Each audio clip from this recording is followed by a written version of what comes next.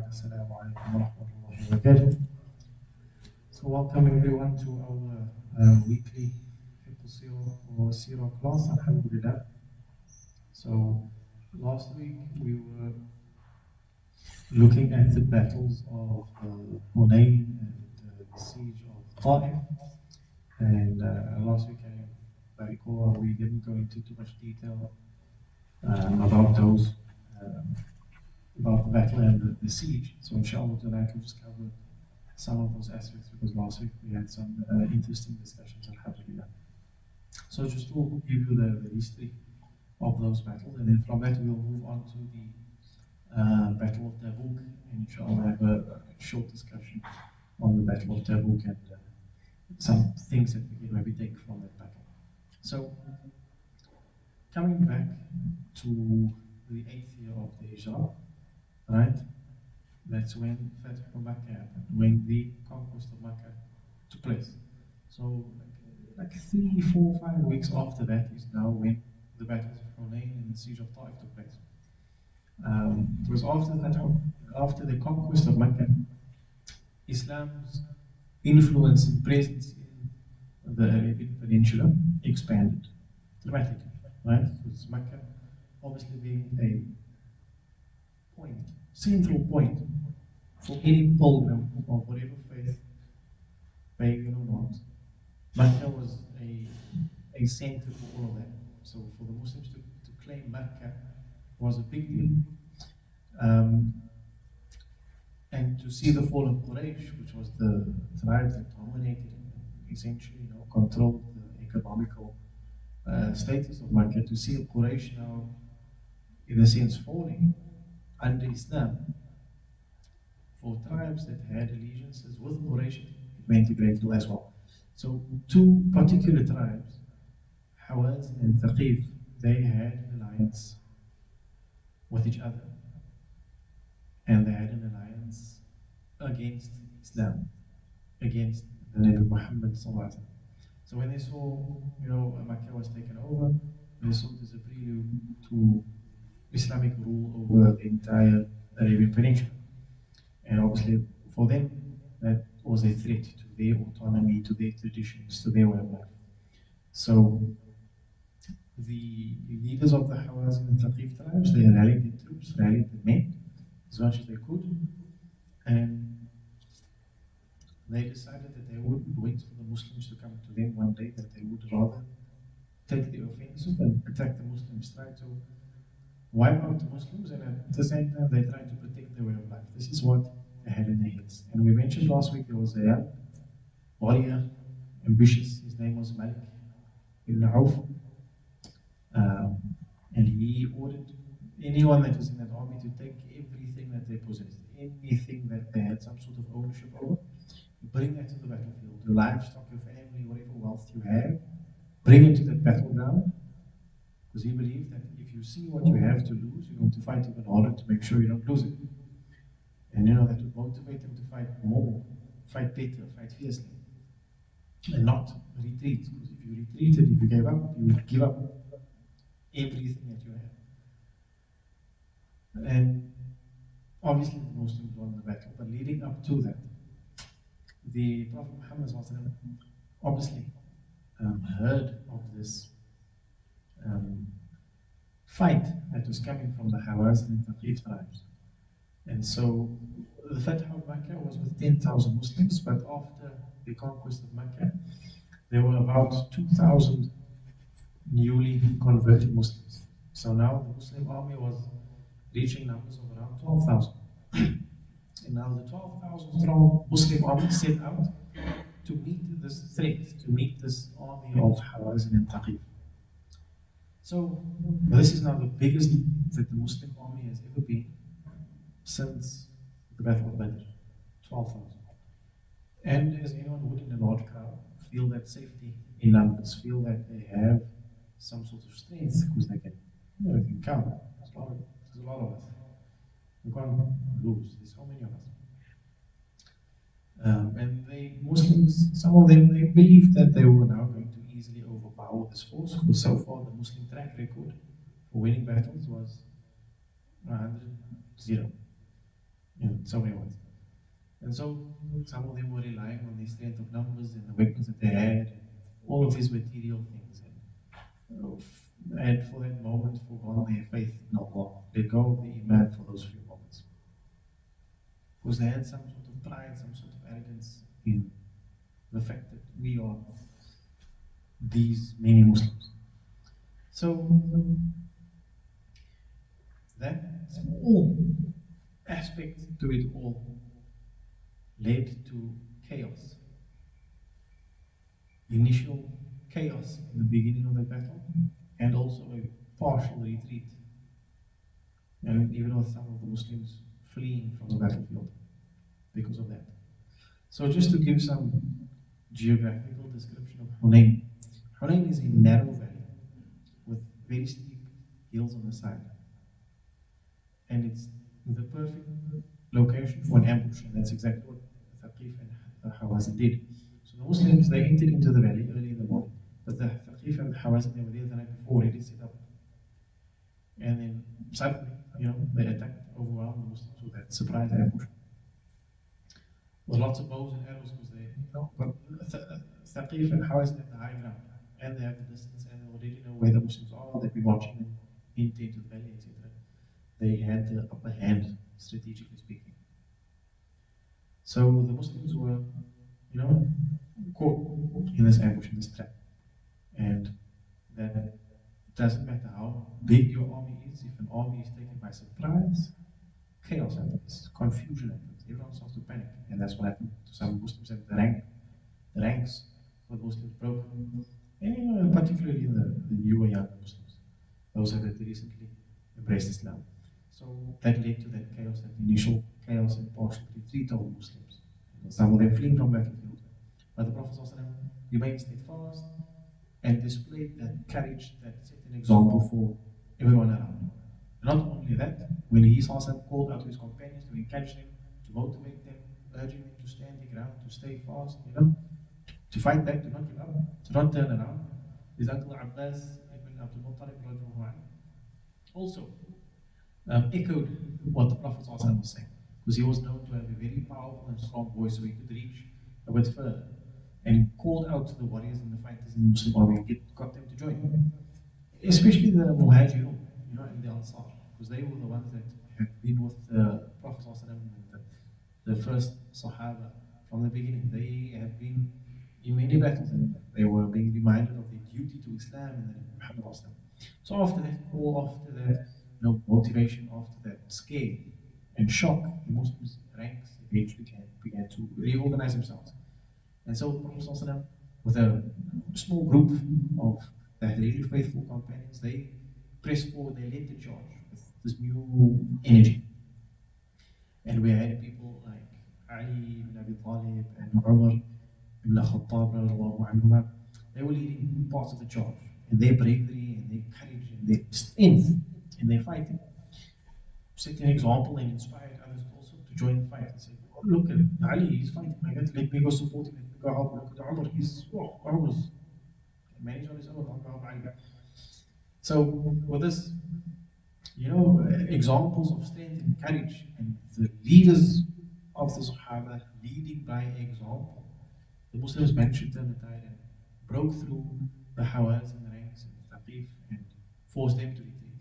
And as such, after that, the Hawazin and the Thaqif, remember, they brought everything that they had to the battleground. So after they retreated, they also had to leave everything, run away and take something on the way out. The Muslims took all of their belongings as the spoils of that battle. Right? And so they had camels, they had sheep, they had lots of silver and gold and weapons and food and even captives and some slaves and the women and the children of the Hawazin of the Hawazin tribe, because the men that were fighting ran away and left literally everything, from the gold and wealth that they had to even their wives and children. So the Prophet ﷺ, obviously being Rahmatul Alameen and having the most wisdom and compassion, ordered that these captives, these slaves, whoever they were, that was left behind, abandoned by the Hawazin, that they still be treated kindly, still be treated with respect, with honor, with dignity. And the rest of the spoils the Prophet ﷺ distributed, we said, at the place called Juharana, which is a midway point more or less between Mecca and the valley of Hunayn. And the Prophet ﷺ gave a little bit extra of that spoils to the new converts of Islam. Um, and Dr. Ramadan al-Bouti, he emphasizes that this, generous distribution was strategic in a sense. Because yes, a new Muslim accepted Islam less, a couple of months ago, a couple of weeks ago, fighting in a battle for his life, for Islam. You have to give some acknowledgement, give some sort of uh, credit. You tried, you knew to this. It's shukran for fighting. Really appreciate it. Here's a little bit extra, and we might try to stay with us. Something like that. And that solidified the new Muslims, their loyalty and their support for Islam. We mustn't think about it in the sense that their loyalty and faith was bought. Definitely not. It's recognition and acknowledgement of the effort that they put in. And some of the older, long-standing Muslims felt they deserved a bigger portion, but the Prophet's approach to that whole situation actually brought those divisions together, unified them. Because now with those new Muslims, they became more committed to the cause of Islam. The older Muslims, in a sense, they sought to be more the example than to receive that remuneration. They shifted their focus slowly more and more to akhirah and to the dunya. Because a new Muslim is still, even nowadays, thinking, 5 times salah, Pissoir, 30 days, no food. And like, I must pay 200,000 rand just to go visit the place for 10 days. Hajj, that's crazy. Like the new Muslims nowadays, they need to ease into it. And that was still the approach of the Prophet Muhammad. Some of the Bedouin Arabs, they would come, accept Islam, but they would come and accept on certain conditions. In the beginning, the Prophet Muhammad would say, yes, that's fine. Because the point is not to dump the deen on someone. The point is to invite. The point is to bring someone in. And you do that with kindness, with compassion. You don't force someone to accept everything. You get them, but that we can clearly take from the life of Muhammad.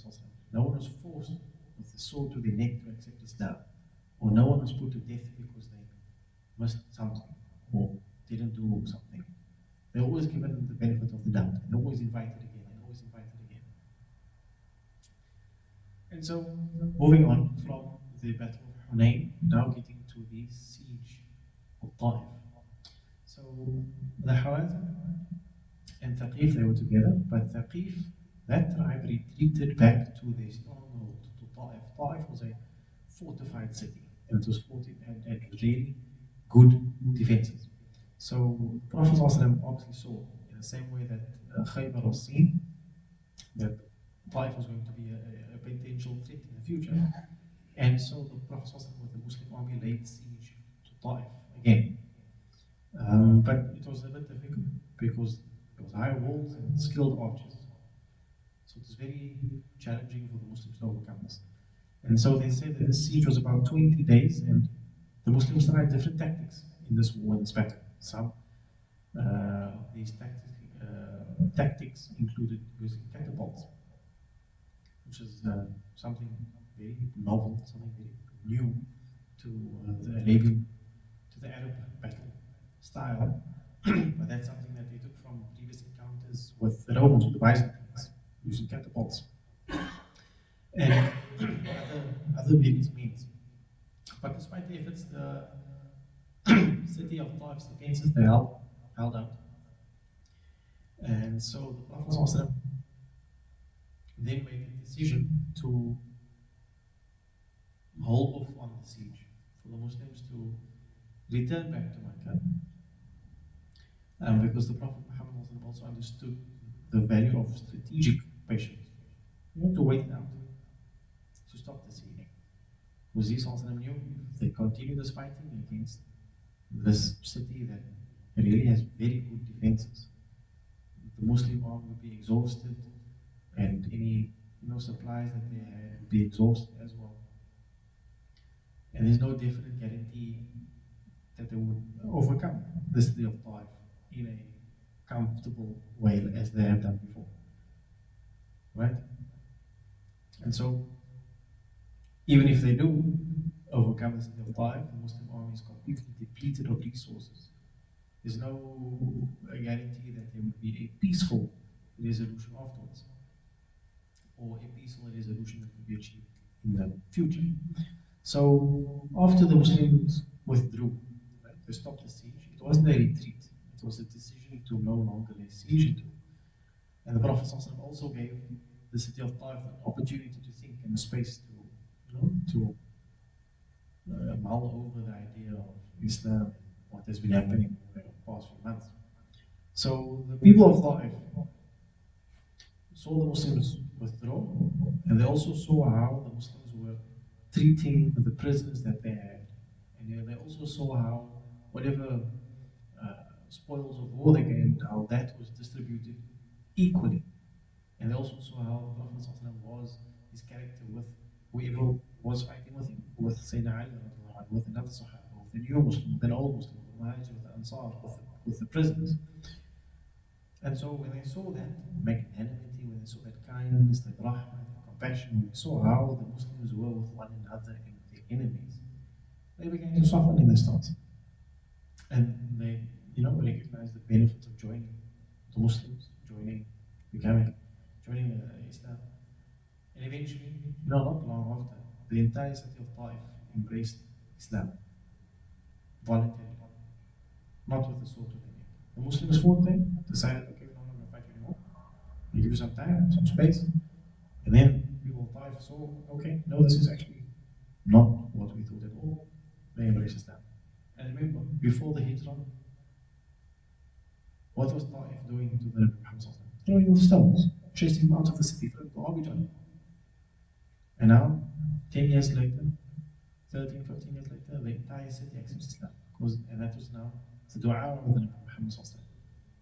The Prophet made dua that, Ya Allah, don't destroy the people of Taif. And this is the day that they pelted him such that he was bleeding and blood filled his shoes. Ya Allah, don't destroy the city of Taif. Maybe their children will accept Islam. And that's exactly what happened 10 years later. So, just some lessons that we kind of briefly touched on, but I'll mention them again and some new ones. Some lessons that we can take from Hunayn and Taif is firstly, looking at the Battle of Hunayn, that you don't lose your iman no matter how much wealth, material of the dunya you might have. Because that gave the Muslims a big setback in the beginning of the battle. The next thing is maybe for us as men in our families to show that leadership when we are faced with adversity, to have that unshakable resolve during difficult times, to lead our families, to lead our communities when things seem impossible to get out of. We can look at that example of the Nabi Muhammad in the Battle of Hunayn and Sahaba. They served as a beacon for the people around him to follow. So for us as men, we need to be those beacons of light for our families as well, for them to follow, for our sons, for our nephews, for our brothers, for our wives, for our daughters, for our sisters. To bring the people together by showing them, leading by example. And the third and fourth one that I would like to mention is the strategic mercy and patience of the Nabi Muhammad, as well as the inclusion and generosity to the new Muslims, which is something that I feel that we may be a little bit forgetful of at times. To show that mercy and patience with new Muslims, or mercy and patience with non-Muslims when they maybe speak out against the deen, there is a time, and there's a time where no mercy is required. They can recognize it. But for the new believers, for the young Muslims, for young adults, for people who are learning about Islam, even though they were by name born Muslim, to still show the new Muslims, current Muslims, the older Muslims, the same inclusion and generosity and mercy and patience within them. Because Muslims against the Muslim can be quite harsh at times. And the Muslim against the convert could be overwhelmed. Oh, I must do this, and I must do that, and I must do this, I need to get this, I need to get that, I can't do that anymore, I need to do all of these things. And they just get told and hands the book and say, okay, Bismillah. What does Bismillah mean? What does this book say? Like all of these things just get thrust upon them. And then that mercy that the Muslims are supposed to have and show, that patience that we're supposed to have and show, that generosity is there because we gave them the book, but we're not including them in our lifestyle, maybe necessarily. And these things that the Prophet ﷺ showed us in the Battle of Hunayn and after the Siege of Ta'if, these are little things that we can pick up on if you really want to look deep and apply them not only to the non-Muslims and to new Muslims, but even to our family who are Muslim. Maybe one example is the children during Asr time running around, making a whole lot of noise. Show them that sort of patience, that sort of rahmah, in a sense. Maybe that's one small example that we can apply that, inshallah. And so the battle of Hunayn and the siege of Ta'if led to also another significant economical boost for the Muslims. And so the number of Muslims also grew significantly, because at the Battle of Hunayn it was 12,000 Muslims against 20,000 non-Muslims. Significant numbers. Not only that, after that they gained an entire fortified city, Ta'if. So the Muslims had Medina, Mecca, and Ta'if, and Khaybar. Significant um, points for strongholds for Muslims. So financially, the Muslims were growing, in numbers they were growing a lot. So the economy of the Muslims in the Arabian Peninsula had to be supported, and that took a little bit of strain because after this battle and siege in the 8th year of the Hijrah, leading up to the Battle of Tabuk, there were a number of other small expeditions to other tribes, to other places of interest and strategic importance within the Arabian Peninsula. So a year, more or less, in the 9th year of the Hijrah, after the Battle of Hunayn, after the siege of Ta'if, in the 9th year of the Hijrah, we get to know the Battle of Tabuk, which is a significant military expedition by the Prophet ﷺ and the Muslims. And by this time, in the 9th year of the Hijrah, the Muslims had already established their dominance, established their control, established their presence over the Arabian Peninsula. And now the Muslims have grown to such a point that they were facing external threats from the Roman Empire, Byzantium, threats from the Persian Empire, threats from the Abyssinians. And at that time, these were the so-called superpowers. And the Roman Empire, we might be thinking Italy. Italy is not too far off. I have a friend who was in Cyprus recently doing some work there, and he said that from an apartment, you could see the bombs being dropped and the guns being fired in Gaza from Cyprus, from the island in the Mediterranean. You can see all the fireworks happening in Gaza. And Cyprus is also a military base for the enemy. So, from Italy, the Romans at the time had control to what we know now as the Levant, which is Sham, Syria, or at least part of it, the northern part of modern Saudi Arabia. And so the Muslims and the Romans, they were essentially neighbors. And the Romans, to see Islam and the Muslims expand and take over that much land with less than 10 years, I mean, that's a cause for alarm. And so there were massive forces near that border, near that Syrian border, because they were now concerned of a potential threat from Muslims. So they were thinking about invading the Arab lands. the Prophet ﷺ obviously got word of this and decided to take a preemptive strike, a preemptive action against this, presence, against this threat of the Romans. Not to cause nonsense, but to show them and the strength of the Muslims, to show them that you cannot just come and invade us because you think you can. We are living here in the Arabian Peninsula. We are Muslims that Islam is here. Islam is not going to go away. We're going to fight you if you're going to fight us.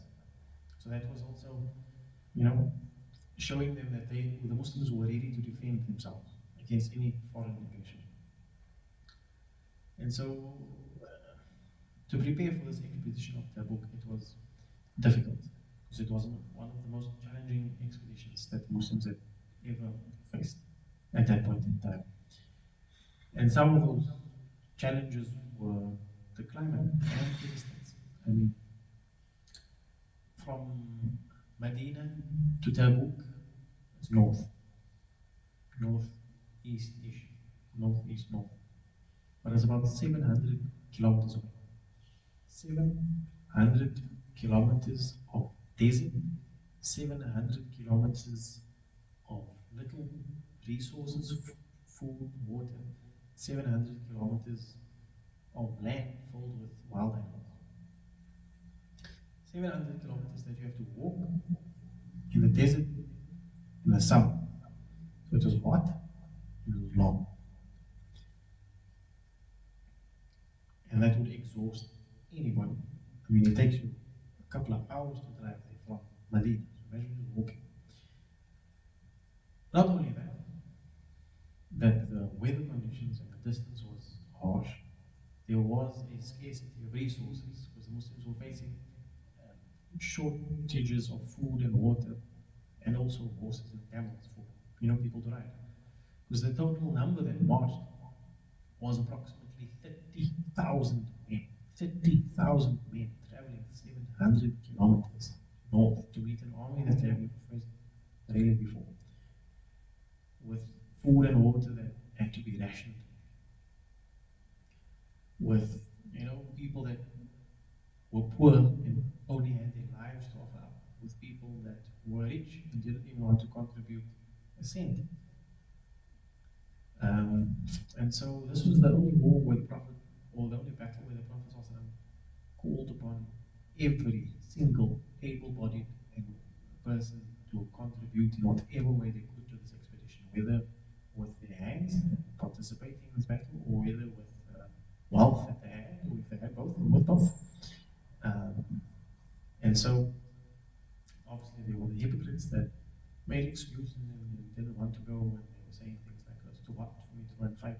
And it was also the season for crops to be harvested, and they were saying, "Oh, we can't go. Who's going to harvest the crops?"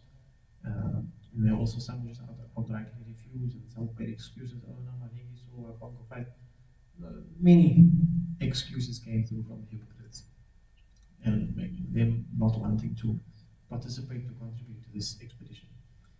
And so there was this division in the Muslim community. Also, that was a challenge. There were Muslims that were giving everything, like Uthman ibn Affan, who gave so much. Uthman ibn Affan was one of the wealthiest Sahaba. So you had characters like that, and you had other characters who openly refused to participate in this battle, who openly refused to contribute, to give anything, show any support. And so, obviously, there were those that wanted to go but had a valid excuse, like they physically they were sick, they couldn't fight, or they had no money at all because they were of the scheme for the poor who couldn't contribute. So you had this division of those who really wanted to fight and those who refused to even participate at all. So this force of 30,000 Muslim men marching to the north, 700 kilometers from Medina, was the largest army yet that the Muslims had ever had at that point. 9 years ago, it was 300. 9 years later, 30,000. It's absolutely incredible if you think about it. And despite all of these harsh conditions and these challenges, They marched north. And the Prophet ﷺ encouraged them and reminded them of the reward of the ajr that is going to come for them, for their perseverance, for their patience, for their dedication, for their willingness and their desire to fight in this path of Allah, in this fi sabilillah. And the Prophet ﷺ made sure that everyone on this journey was careful. Because the primary objective of this expedition was to make a strong show of force in response to the Roman threat. Not to destroy the Romans, but to show them that we are here, that Islam is here to stay, that we're not just people that's going to blow away. And the Prophet, Dr. Ramdal al-Bouti, the Sheikh also explains that the Prophet also understood the importance of deterrence. Because if the Romans had any thought of attacking the Muslims with all of their might, I mean, with the entire Roman army that existed at that point in time, they were well exceeding the numbers of 30,000, and they well had many more resources that they could pull in that battle against the Muslims. So the point of this strong show of force was also to deter the Romans from wanting to take over. And the intent was not to necessarily engage in direct combat, but to, again, just assert the Muslims' strength and establish that border, that boundary. And so the Muslims arrived many days later, 700 kilometers travel. They reached Tabuk and found that the rumors of this huge Roman force that was near this border was exaggerated. There was no direct confrontation with the Roman army. But the presence of the Muslims in that area left an impact on the surrounding tribes and local chiefs in that area who had allies and alliances with the Romans, with Byzantium. And so the Prophet took that opportunity to engage with these tribes in this area, many who had been under Roman influence and had alliances with the Romans. And the Prophet established treaties with them and established an alliance with them. Some of them accepted Islam, and some of them agreed that they would pay the jizya. And as such, the Muslims went to the north, to Syria, to find the Roman army not there. Instead, found people that they could make alliances with. And so the so-called Battle of Tabuk, not a single sword was drawn, but it was won, an overwhelming victory. And the Muslims gained more than anything. They gained people. They gained strong presences and a force up there in the north. And so this whole Battle of Tabuk is really something that we should just think about sometimes. Not all the time, or even regularly. Just maybe now and again. How all that effort and sacrifice that the Muslims had put in, from whatever wealth they contributed, to literally walking 700 kilometers. That sacrifice, but at the end of that sacrifice was ease. After that, after that hardship of financial wealth and physical health was ease. They didn't have to fight. And they gained ease. The journey back was a lot more peaceful, a lot less stressful. And the bonds that obviously grew between the Muslims, I mean, they were traveling 700 kilometers. You get to know a person when you travel with them. So they really got to know each other. So not only the Muslims, their bonds strengthened, and was their faith tested. But they became an example for us that we have to be prepared. We have to know how to sacrifice for all of these things. That the Prophet ﷺ and the Sahaba showed the strength of what it means to be a Muslim. That they're not afraid to stand in the face of the enemy. They're not afraid to face the enemy. They're not afraid to stand united. And many lessons and many more conversations can be had about the Battle of Tabuk. And a lot of these battles, particularly this year, at this point in the life of the Muhammad, Battle of Hunayn, Siege of Taif, and Battle of Tabuk, a lot of these incidents and events that happened during them are mentioned in the Surah At-Tawbah, who then encourage everyone to go tonight and just browse through the surah, to get an idea of how Allah subhanahu wa ta'ala also addressed some of the events in these battles. And so, um, coming now to the conclusion of the Battle of Tabuk, when the Prophet and the army came back, Allah subhanahu wa ta'ala revealed the ayah from Surah Al Imran, ما كان الله ليذر المؤمنين على ما أنتم عليه حتى يميز الخبيث من الطيب. That Allah will not leave the believers as you are without distinguishing the wicked from the sincere. Now the Muslims, that army 30,000 coming back home, they remember it. There were a lot of you that didn't want to join, a lot of you that refused to contribute and support us. What is now going to happen with the hypocrites? So some of those hypocrites continued with their lives, continued persisting. But there were three who outrightly, unjustifiably, they stayed behind. These three were Ka'b bin Malik, Murara bin Al-Rabi' and Hilal bin Umayyah. They came forward and expressed the truth, that they stayed behind just because they ignored it. And Allah subhanahu wa ta'ala mentions these three in Surah At-Tawbah again. And Allah subhanahu wa ta'ala tested their faith, their iman. And they had a boycott of like 50 days or something like that against them. And so the Battle of Tabuk, right, to conclude, even though it was a battle with absolutely no direct combat, it was one of the defining moments in the history of our deen and in the life of the Muhammad sallallahu alaihi wasallam.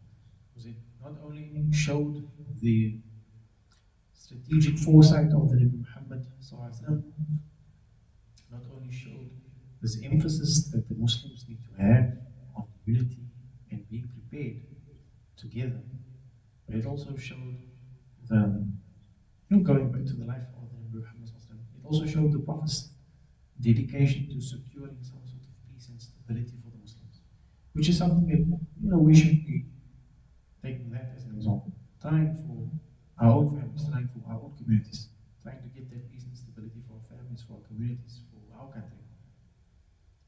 Through those qualities of patience and diplomacy and not being afraid to sacrifice. And from that, we can grow. The Muslim community will definitely grow. Alhamdulillah, the efforts of our forefathers and the great figures of the past, like Tuan Guru, they showed that patience, they showed that dedication. Like Tuan Guru, he faced all those hardships on Robben Island, endured whatever he had to endure on that island, came back to Cape Town, was diplomatic with everyone he met, was patient with the non-Muslims, patient with the new Muslims, patient with old Muslims. But what's the one thing that he tried to get to the Muslims in Cape Town was a masjid. Following the Prophet's example, establishing a masjid. And from that, the unity grew. That masjid only came through that sacrifice, through that patience, through that diplomacy, through the willingness to sacrifice. And then from there, the Muslims became that formidable presence in the heart of Cape Town. The Muslims had now a masjid that the Dutch rulers, the English rulers knew this building is a building that Muslims gather in on a weekly basis. So now we're already established 300 years later, alhamdulillah. Our presence, I would say, has dwindled a little bit, if not a lot. Amongst ourselves as well. We're having Muslims saying that they would refuse to deal with Muslims because unfortunately we have now that point term slums. And there's that slums mentality. And the word slums doesn't mean Muslim.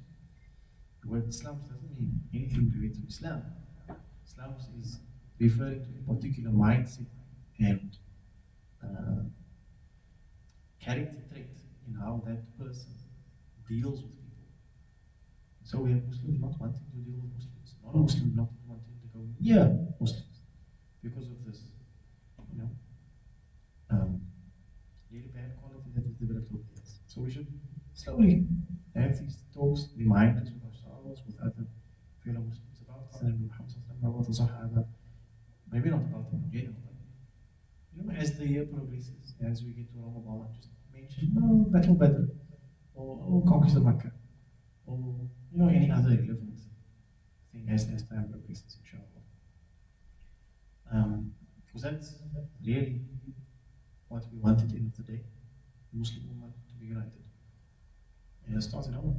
If your family is disunited, how can the neighbors be united with you? They're also facing the same problems. How can the community be united if every member is feeling, you know, disconnected from the rest? So inshallah, we not to be all doom and gloom or so pessimistic. We are getting strides are being taken. I think the newer younger MSAs are making inroads into that, connecting the Muslims. But I think maybe they just need a little bit of guidance from the elders as to what not to do. Because with all due respect, um, the previous generations went on their own in a sense, and some things were lost along the way. But alhamdulillah, the focus on those things are coming back slowly but surely.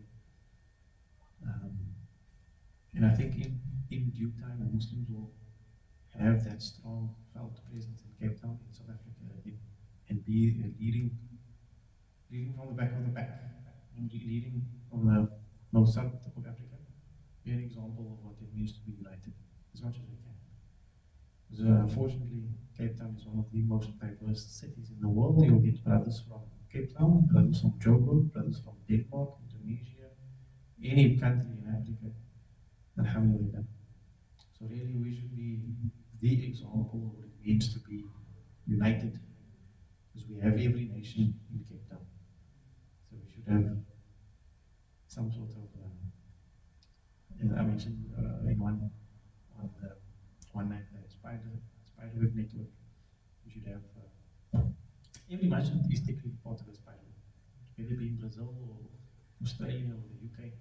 Every masjid is part of that network. I think we should just build on those connections, inshallah. But that's it for tonight. Alhamdulillah, we covered a lot. Very detailed battles, very intense moments in the history of Islam. But Alhamdulillah, again, just a reminder, we don't need to take everything and apply everything. If there's just one thing that you found and resonated with, you just stick with it and then we'll build onto that piece by piece, inshallah. Because Rome wasn't built in a day, and Islam was built over 23 years. So don't give yourself 23 years, at least, inshallah. وآخر دعوانا أن الحمد لله رب العالمين.